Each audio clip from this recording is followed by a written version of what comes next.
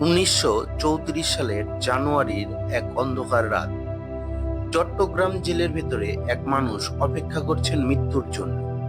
তার শরীর ভাঙা, দাঁত উড়িয়ে দেওয়া হয়েছে, নখ উপড়ে ফেলা হয়েছে, কিন্তু মন এখনো অটুট। তিনি হলেন মাস্টারদা সূর্য সেন। ভিডিওর শেষে আপনারা জানতে পারবেন কেন তার দেহ গভীর সমুদ্রে ফেলে দেওয়া হয়েছিল।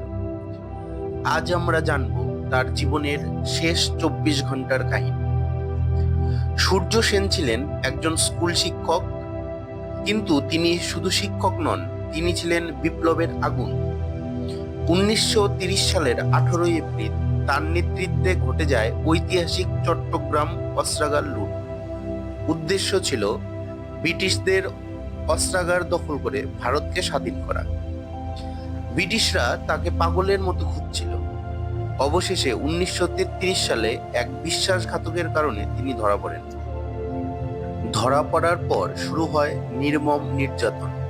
তার দাঁত ভেঙে দেওয়া হয়, হাত পা চূর্ণ করা হয়, তবুও তিনি কোনো তথ্য দেননি।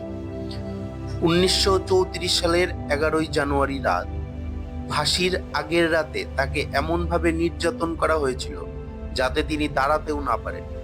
কিন্তু বলা হয় শেষ মুহূর্তেও তিনি শান্ত ছিলেন।